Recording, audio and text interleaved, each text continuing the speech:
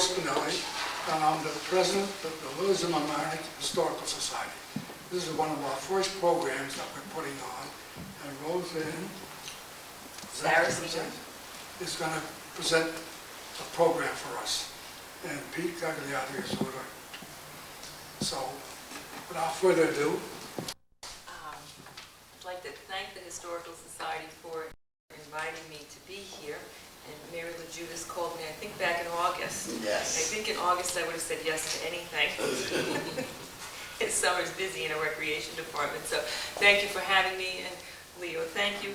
And Peter Agliardo will be helping me with this since my memory in recreation started here in the village January 1997, and it's 6.5 years later. It was a fast, very fast, quick 6.5 years for me. Of course, Pete's memory goes back way further than that as a former trustee, and also having served on the Recreation Commission prior to me being hired, and now is on the Rec Commission again. So what I'd like to do tonight is what Mary asked me to do, is to give you an overview of recreation for the past 6.5 years, which is the time that I've been here. And then prior to that, Mr. Agliardo, I'm told, Peter, you know everything. So we should have no difficulty in fielding questions whatsoever. Now, I have trouble hearing without my glasses on. So what I'm going to start with is just at least tell you who I am. Since I see faces here I don't think I've ever seen before. So I started my career in recreation on Long Island. I was born and raised there, went to school there for 2 years, finished up getting my Bachelor of Science in Recreation Leisure Education at Southern Connecticut in New Haven, and took my first job in recreation with the Oceanside School District. The school tax funded a recreation department, which was a huge, huge recreation department. 143 programs a year, 7-day camps, softball leagues, basketball programs. It just went on and on. After that, I worked there for 7.5 years. I worked at the City of New Rochelle for a year, where I directed their senior citizens programs at the Hugh Doyle Center. Some of you may know where that is, on Center Avenue in New Rochelle. And then a year later, the town of Mamaroneck hired me to be a recreation supervisor, the first of its kind. They didn't have one back then, and of course now they have 2 of them. And then in 1997, then village manager Michael Blau, remember him? Yes. Yeah. Is now up in Briar Club, hired me January of '97 to run the recreation department. I succeeded Al Prost, who had been here for many years, was a native, born and raised here, and finished his recreation career here as well. So that's where I've been, and here I am. So we'll start with, where was recreation in January of '97? Does anybody know? It's okay if you know the answer. Just step right up. Peter, do you remember where the recreation office was in January of '97? It was next to a partition that separated it from the Parks Department. So we had a cube, 3 desks that actually touched each other, and 2 phones for 3 people, or 2.5 people. From there, we got moved into where we are now, which is the Beach Pavilion, which, if you haven't been there, is a beautiful, that's a gorgeous building which has a history of its own. Built in, is it 29 or 1939, with WPA money, 18-inch thick stone walls. It's a beautiful place to have an office. And of course, the recreation office overlooks the beach. So here we are. We just finished 6 years in that building. We moved in there May 4th, 1997. I was very happy. He was closing his eyes. I was very happy to be moved out of the little cube that I was in over to quarters that actually suited us better for the work that we had to do. Back on the other side of the harbor in the West Basin, we had no fax machine and a desktop copier. Now we have state-of-the-art duplicating, fax machine, and we even have email. The first computer came in the door February of '97, a month after I got there. Somebody donated it to, actually it was your son, who donated the first computer to Recreation, the first printer, and it was like all Diane and I knew to do was to plug it in, now what, you know? So myself and the office manager, Diane Fasola, who is there now, we both learned how to do a computer together. She's far past me at this point. I'm busy doing other things, but so we've moved along with the technology, and we've also obviously got new headquarters. So what did we look like? Well, I found in my files a brochure from 1990. Okay, here it is. It's pretty, looks great, has general information, listing of trips. Peter, you're familiar with this, and one or two programs are listed in here. Today, we look like this.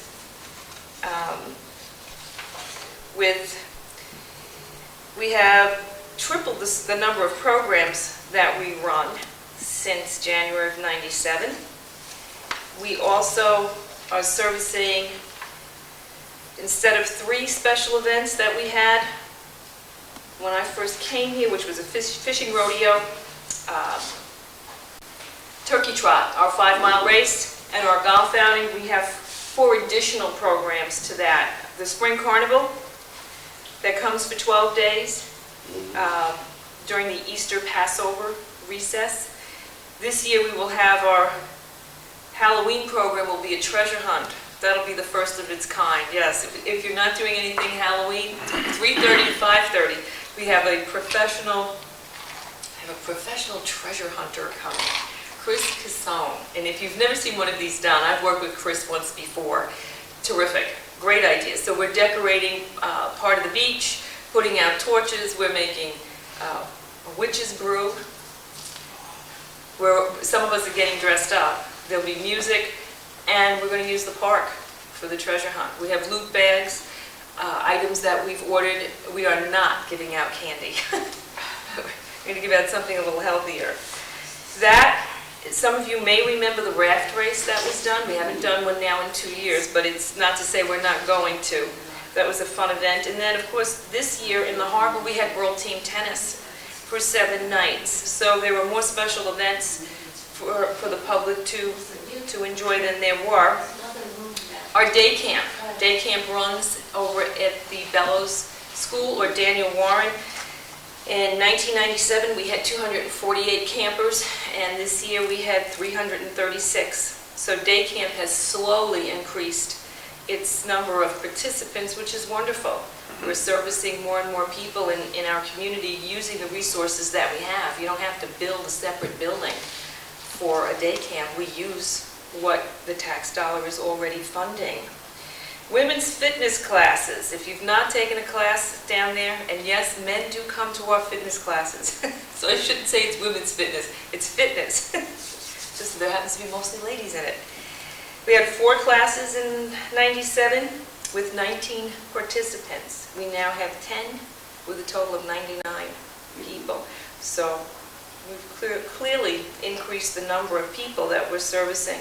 2 years ago, we started a performing arts program where we have Mommy and Me, children's jazz, children's ballet, creative movement, programming for children who want to do Broadway dancing, and Angelica Torres, who is one of our residents, who also does some programming for LMC-TV. If you've never seen her, La Vida es Loca.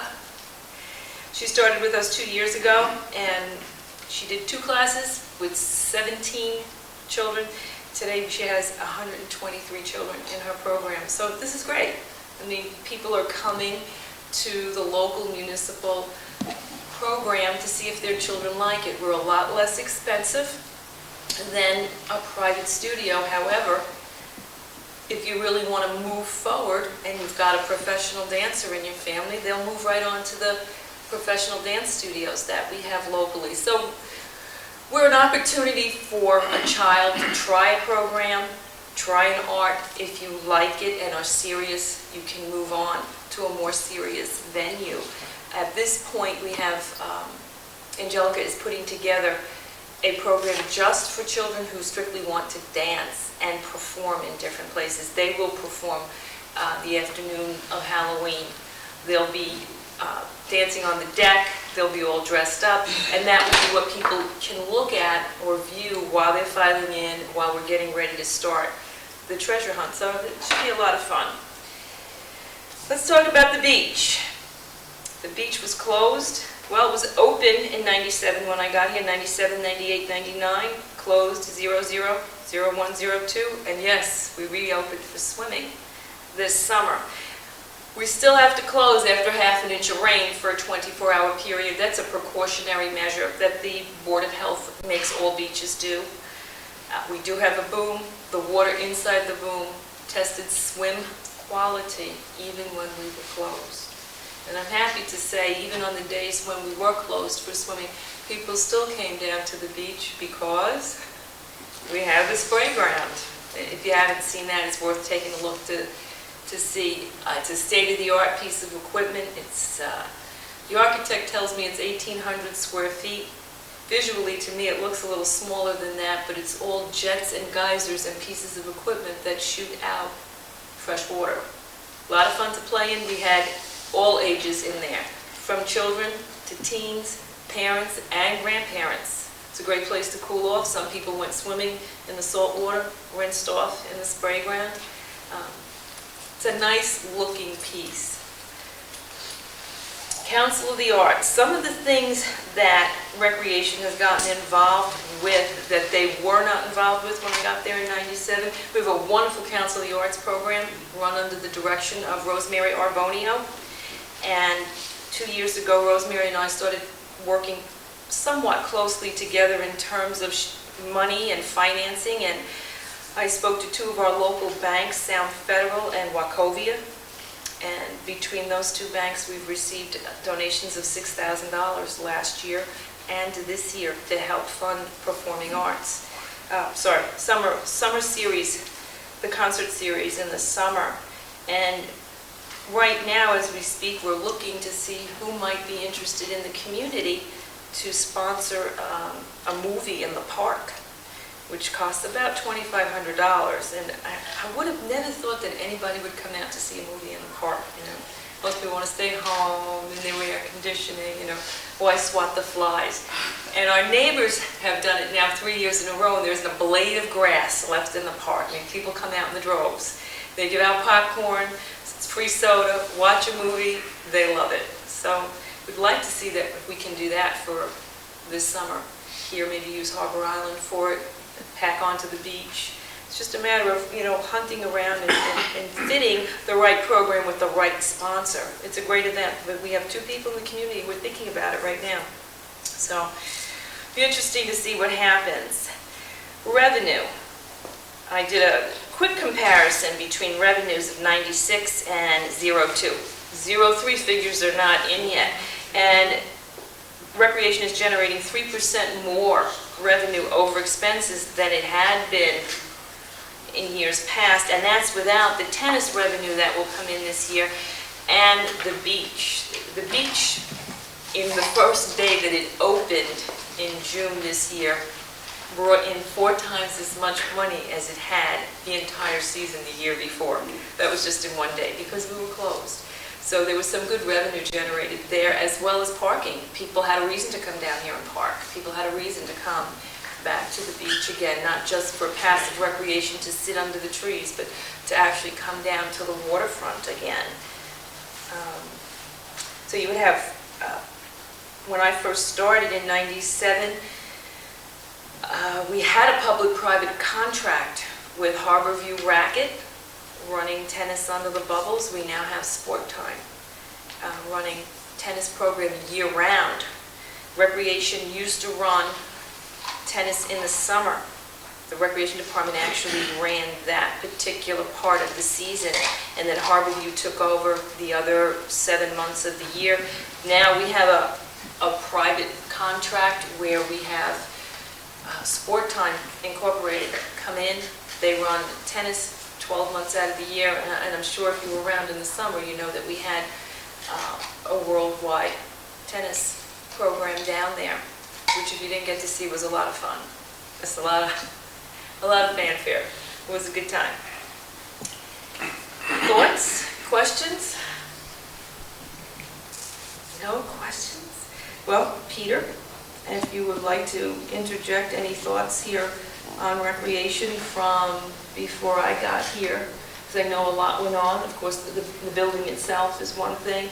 The first boom went in 1990. Notice how I'm turning it over to Peter, but I'll keep talking. I'll just keep talking. I have a question. Yes. We have a picture in our archives of, I think it was in our current newsletter, Oh, yeah, it was, yeah. and it showed runners, and I think it's on Melbourne Avenue, and it may be your time. So maybe I should get the picture of you. But I was wondering, my first question was whether you ever remember this, how far back is it?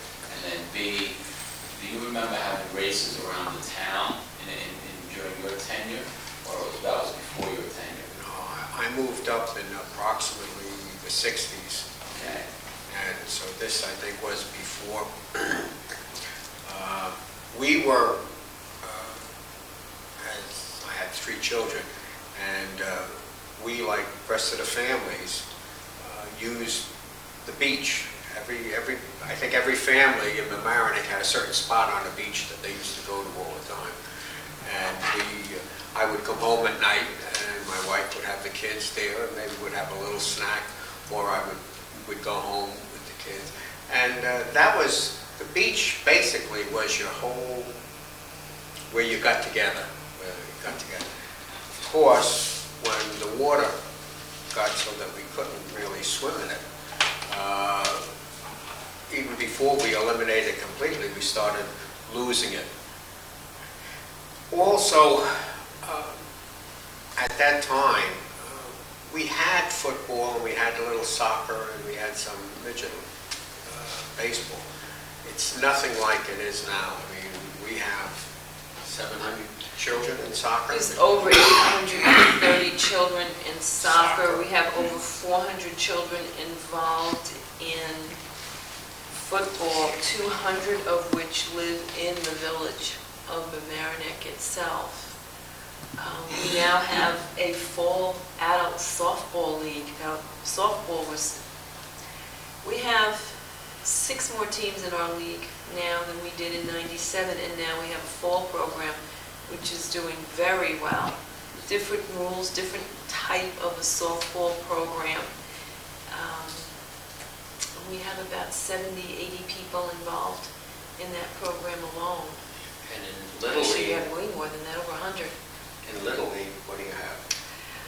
900? Little League, I think Little League is more than 900. There are about 1,200 children involved in Little League. So part of the movement has been from the beach to the fields. So it sort of changed the focus.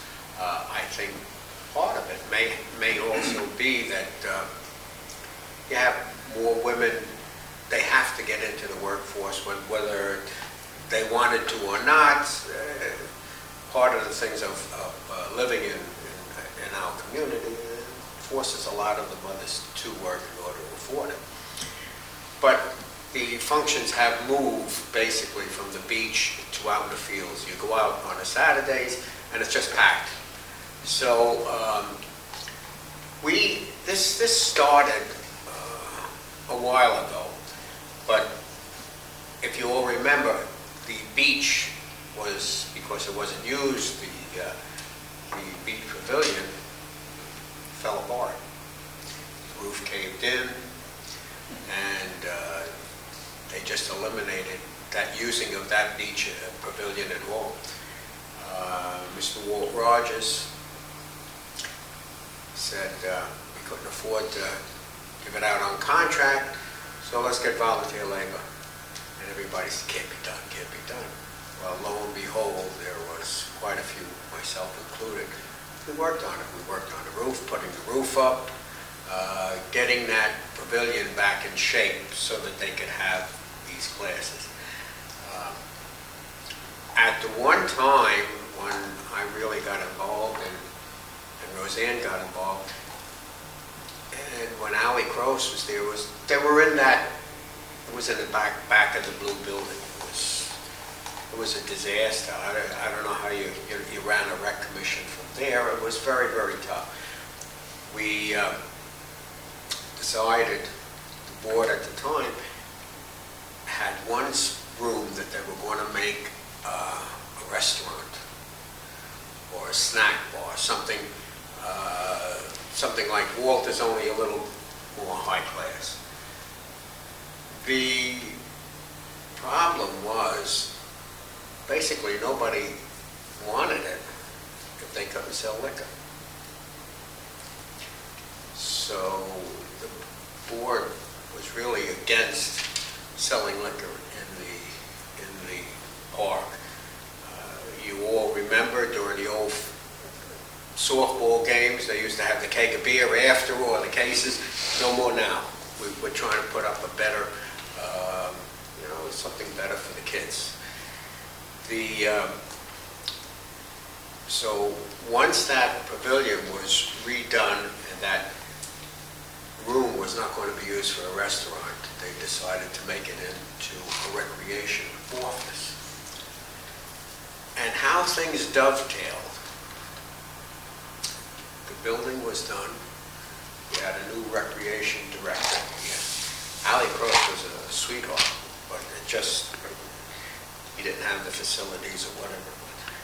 Rosanne picked up on that, and she actually really worked out beautiful. I mean, she was able to get these programs fitted inside. I mean, you can't fit any more programs in that the pavilion anymore. People wait to get into it, and that's what you really want Harbor Island. You really want to be used not only by the children, the adults with the softball, and also into the programs that you have in the pavilion itself.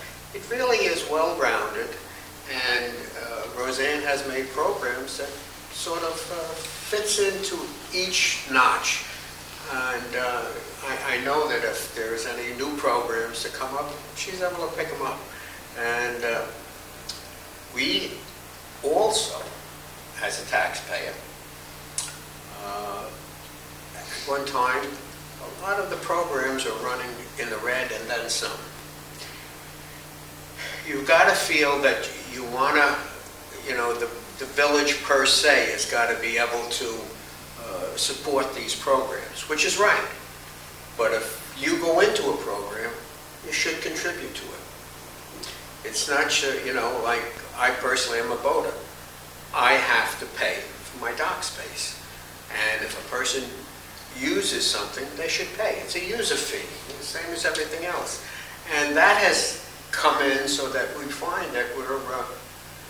Almost all of recreation is on a self-sustaining basis. Right. Now it pays for itself. You have a program here and there that does not, but we are slowly working on that. Our adult softball program should break even this year. It started out $21,000 plus. In a whole, women's fitness was $6,900 in the red, and as of last year, was generating over $3,000 profit. So that represented an over $10,000,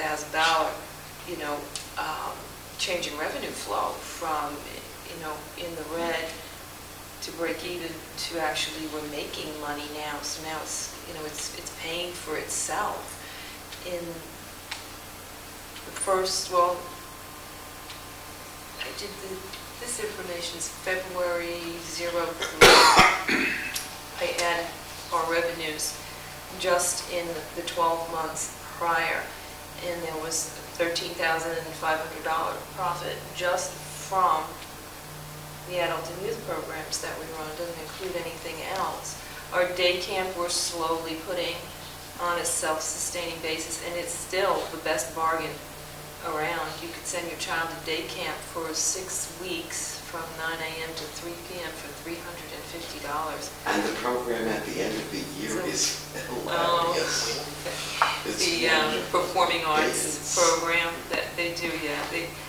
We sing. always end up with a great team of people running our camps and running our programs, and it is a lot of fun, Mary.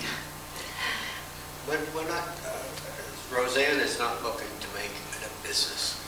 She understands that they are taxpayers. You want to give the people services. But if you're not a dancer, you don't want to pay for dance services. And Well, that's dance what is they're- one program that other people should be Well, paying for. I'm saying, but you want to be able to have a program that is self-sustaining. So if you're not involved with it at all, you don't want to have to pay for it. And again, the programs, the cost is not prohibitive because they are right there. Also, our spring carnival this year generated $18,000 even, and that runs for 12 days. It's lovely. It's family entertainment. There is no alcohol there. There are no games of chance there.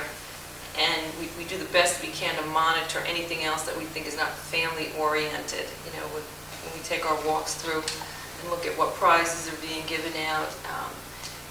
A lot of things from time to time, we tell the vendor that we don't want to give that out as a prize. It needs to be taken down off the board, So there's revenue coming in from some of the special events that we do now.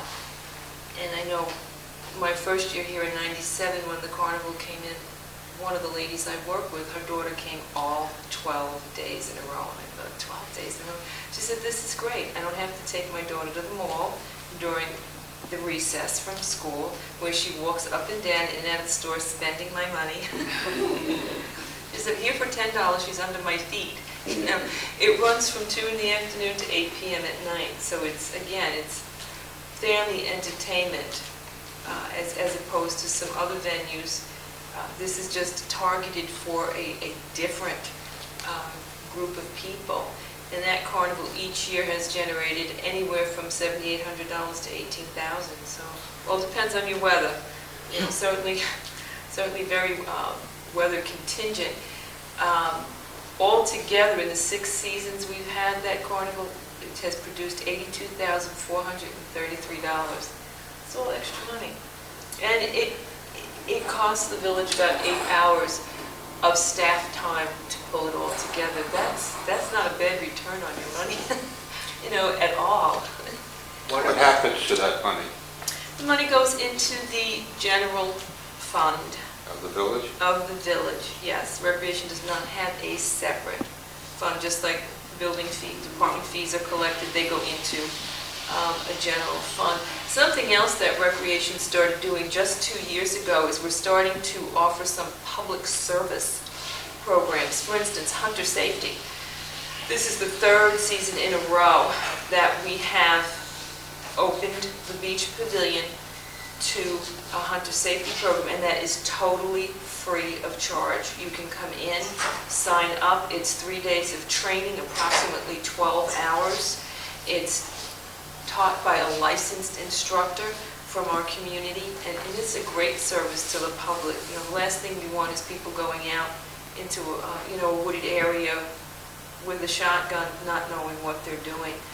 We also had, for the 3rd year in a row, coastal cleanup. Mamaroneck participates in the nationwide coastal cleanup in September, and we had 72 people come down and work this year with one of our retired science teachers, John Zappala, who worked for the Mamaroneck schools for many years, and he organized the entire program from pictures of what the harbor used to look like to hot dogs and cookies at the end of the program. He did a super job.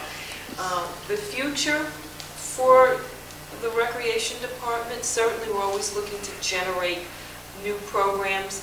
We're certainly looking in the next summer season to have more available at the beachfront, whether it's lawn chairs, beach umbrellas, shade awnings, a good snack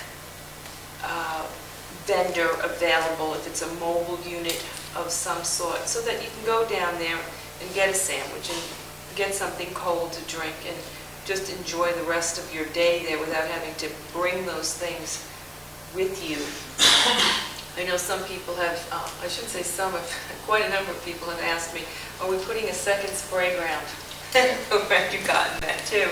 You know, something that would go alongside of the one that exists with some different pieces, and I don't think I have to tell anybody that sounds good to me. Sounds good to me. Yeah, Peter, I heard you were going to fund it. yeah, sure. One thing that Rosanne said, and she probably didn't even think about what she was saying, because it's a natural thing, family-oriented. The beach is really family-oriented. The park is family-oriented now. We're not trying to have, like anything wild going on down there. We're trying to keep it family-oriented. That's very important for us. Speaking of money, the tennis generates, at one time, I think we got about 70,000.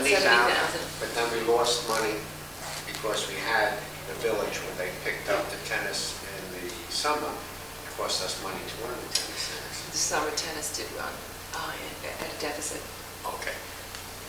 Right now, we are making from sports time 10% of their gross, and their gross is $2 million, so we made $200,000. $200,000 from that program alone. Plus, we had tennis all year round. When we had the tennis. World Team Tennis. That was another $25,000. Another $25,000, which we would like to say, well, let's take the money, put it in a special fund and only use it for the harbor. But you can't, because it goes into the general fund. But this is money that is generated, and it helps the taxpayer too. Not only do we have the good funds and the recreation, we want to be able to generate. You don't want to sell the park. You can, because it's a beautiful park, you can sell it, and you're selling your soul. But we're not trying to do this. What we're trying to do is balance it out. And so this is what is done. It takes a lot of headaches. It takes to try to get the programs that we want, to try to get the programs that will benefit the families of Mamaroneck, and also to generate some revenues. So, yeah. Any questions? Yeah. We were down at a presentation of the plan for the harbor, and some of this group is opposed to moving the schoolhouse, as you probably are aware. So my question is, how do you two see that plan, and how would you guys fit into that? We had a final presentation on that board. We had a final presentation. We are having, our next meeting is going to be the 22nd, I think that's the Wednesday, fourth Wednesday of the month. September? October. The plan, when you look at it, you say, gosh, there's so many things to be done. And who's going to pay for it? This is programmed to go over many years. And it's not in concrete. It's not saying that we're looking at it and that's the way it's going to be. Because it's actually got to go to the board, and they in turn have got to agree upon everything. These are recommendations that this Harbor Island Master Plan are putting before the board. If we've all talked about moving the tennis courts to the sewer treatment plant, the village. In the sewer treatment? No, next. Just kidding. There was a thought to put it on Right, top. that's right, yes. Because It's if a you, great space saver. yeah, you go down to 125th Street, Riverside Drive, Yeah. that's a tremendous sewage plant, and they got the big park there. It's But the sports time or whatever tennis wants to have the contract, they're going to foot the bill of moving it, not the village. They will foot the, in fact, sports time has already made an indication that they will do it. People will say, well, what happens if the plant goes tertiary? That's up to the people, it's not the village's responsibility. The plant has already had some testing of tertiary. Didn't work out. They're taking it out. I think it's costing $1 million or so. They're pulling it out. They try to test it. But you know, if you go tertiary, which means that you can almost drink the water as it comes out, you've got to be careful. Not so much careful, but we empty out into the sound. And the western part of the sound abuts the Bronx. And you don't have the plants down there.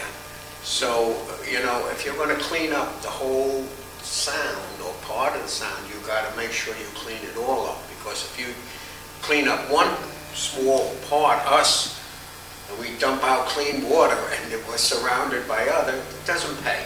So we're going to have to see what that to do.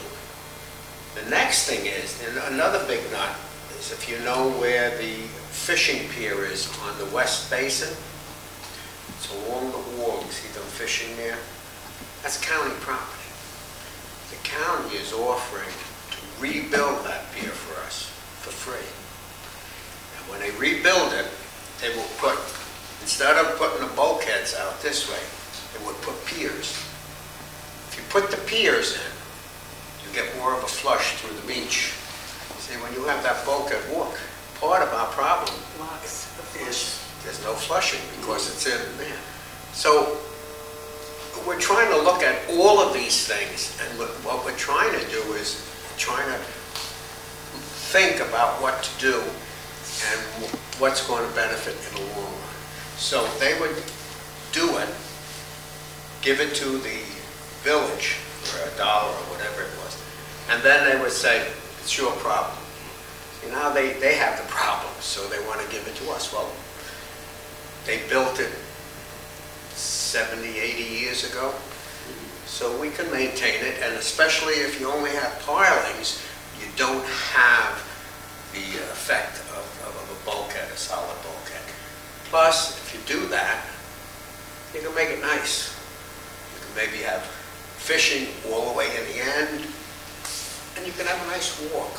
This is one of the things that we I think of the pier that's over at Dry Playland, that goes all the way out. Attractive. To what extent is flooding of the harbor being considered by this master plan? You have the 100-year plan, the 100-year flood, which will come up. We had it up right up to the bait station at the entrance to the park. You had water there. Well, I can remember water coming up to the post road at Mamaroneck Avenue. That was all swamp, wasn't it? That was No, all that swamp was- when we that went was- down. We Now, saw this the was- It was pictures. all swamp at one time, but Yeah, due to the hurricane, they figured that was a 100-year flood. In other I words, they categorize that if it's a 10-year flood or a 100-year flood. If, you know, you've got to be careful, and anything that is done, it's going to have to go through CEQA anyway, because there is part of it, part of the park is in the floodplain. You don't get that flooding, as I say, it was a 100-year flood. You may not get it for another 100 years. I mean, they had, and that storm you're talking about, out in Premium Point, they had water in the houses. That's how high it was. So we're not talking about an everyday occurrence. This is something that was really... but every time there's a hurricane, there is the threat. Definitely. The only thing is, then what we do is we should pull everything into the park. No, but I'll tell you the understand. reason that I'm even raising the issue of the question is because the schoolhouse is being considered, they're considering moving the schoolhouse down into the harbor, the Harbor Island. And if every time there is a hurricane, it's a threat that the schoolhouse could conceivably even start to float away, there are artifacts and what have you in that building, it seems to me that consideration should be given to that I think that was as a sort of factor. brought out pretty strongly the last meeting we had. Oh, was it? Oh, yeah, yeah. And what was the consensus? We're not going to touch the schoolhouse as it stands right now. They're not going to touch it. I hate to say this, but I think we're drifting off the subject of recreation. Yeah. And this is a fascinating subject. And our next Historical Society meeting on November 5th, Gloria Kosher-Pritz will be here. She'll talk about the history of the harbor, and we can all ask lots of questions about the harbor. This master plan for the future, how many years forward is it going? It may be 5 years, it may be 10 And where is years. a copy of it available? It's, we're having our next meeting, and the meetings have always been open to the public. The tentative, the big difference is they want to sort of open up the middle of the park. In other words, if they take the tennis courts and 40% of the parking, Yeah, what's happening they're going to have to, these are the things that they're going to, now, it's not, you've really got to study it and go down pat. Of course, we looked at this as far as 40%. You may not be able to take 40% off because they got one part that they figure they can maybe use. You don't use all that parking. There's 3 times a year that you have the parking. Kiwanis Club, the Fireman's Carnival, and the Spring Carnival, that really need all those parking. Now, you're going to have to make, and the board's going to have to make the final decisions of what do you want? Do you want a place that's parking lots? Do you want to open up the middle of the field? If you move the tennis courts there and eliminate the large pale building, not the blue building, it's pale now. The cream color. The cream colored building. If you move that and you put some fields down in that corner by the fishing pier, and if you open up that middle of the park, the plan is you're not even going to look and touch Lands of Field. Those fields aren't going to be touched. There may be one more field that's built by the flagpole. Okay. But if you take and you eliminate the tennis bubble and part of that parking, you can open up the middle of the field. And what they want to do is put a little more pedestrian walking around in the park, trying to eliminate some of the blacktop and trying to get people in there rather than cars. There's got to be a balance because you need cars to get down there, and I fish. I need a car when I go fishing. It says senior citizens are down there, so you do need parking. Do we need all the parking? When we open it up, can you do some of these things? These are the things that are really going to have to be, we have thoughts now, but you're going to have to take every thought and break it down and measure it out and see what you can do. That has to be done and it's going to take time. And it's going to be that. In order to do this, even though part of I think the 2 big nuts are going to be eliminated out of the budget, but they're still going to cost money. So we've got to see what we can do. But we want to try to make it family-friendly and recreation, because that's what you want the park for. I mean, one time we were interviewing for managers, and they came down. I'm digressing. And you know what they said when they came down here?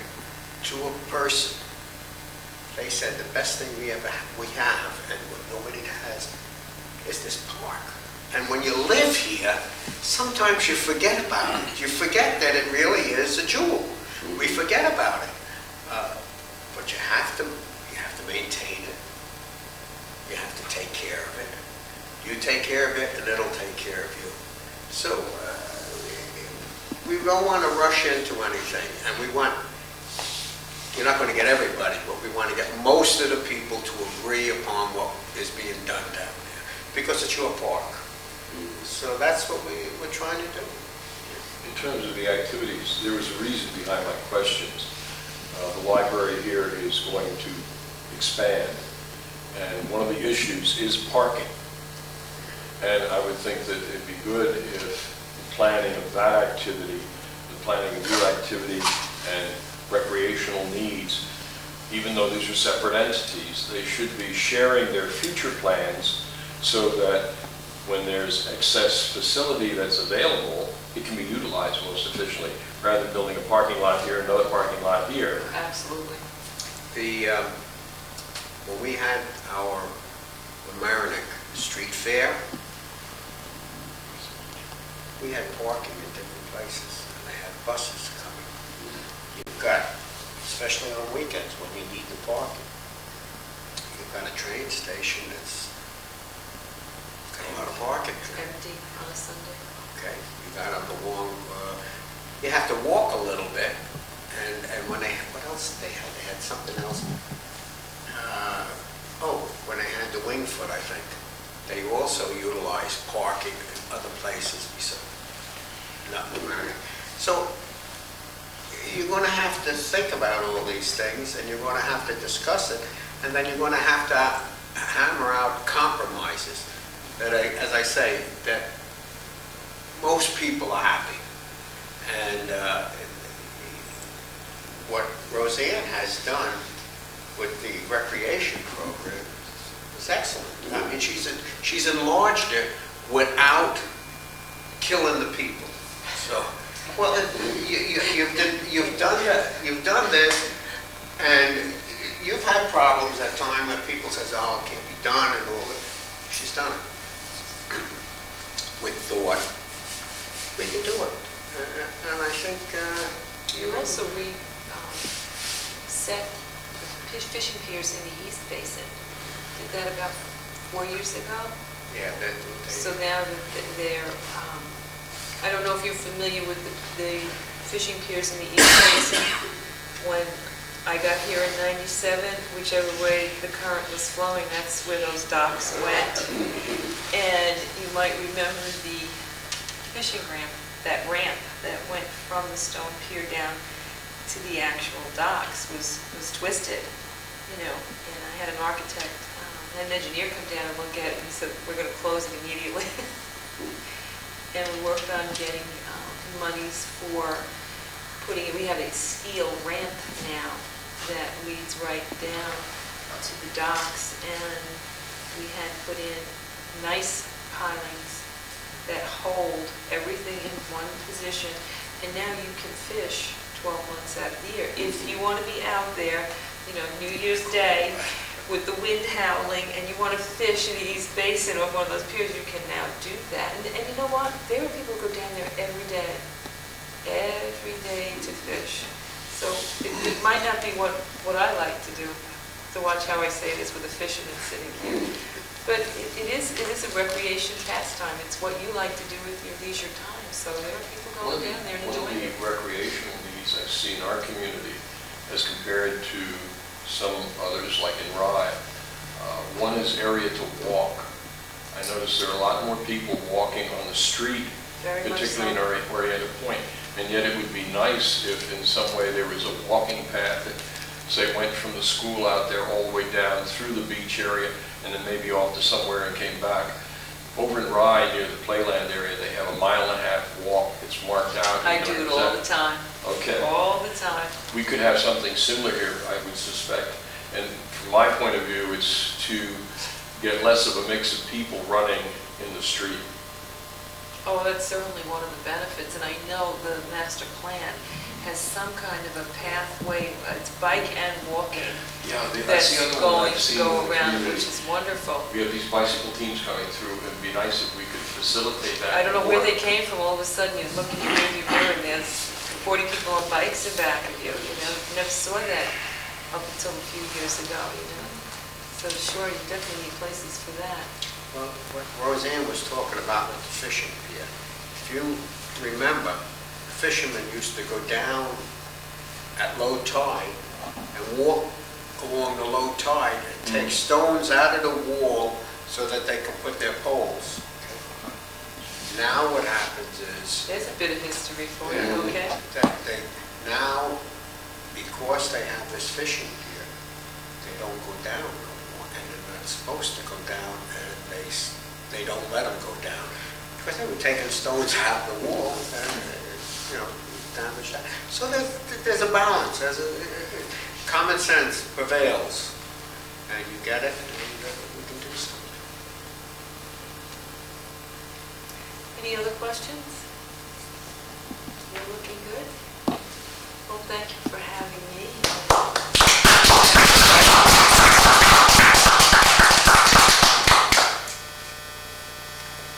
Can I'd I like to read? thank Rosanne, if I may, and Pete for a great presentation. I think when people watch this on TV, they're gonna learn that there's a lot more down there than they thought. And I think it's gonna work out very good. Thank you. Thanks a lot again. Okay.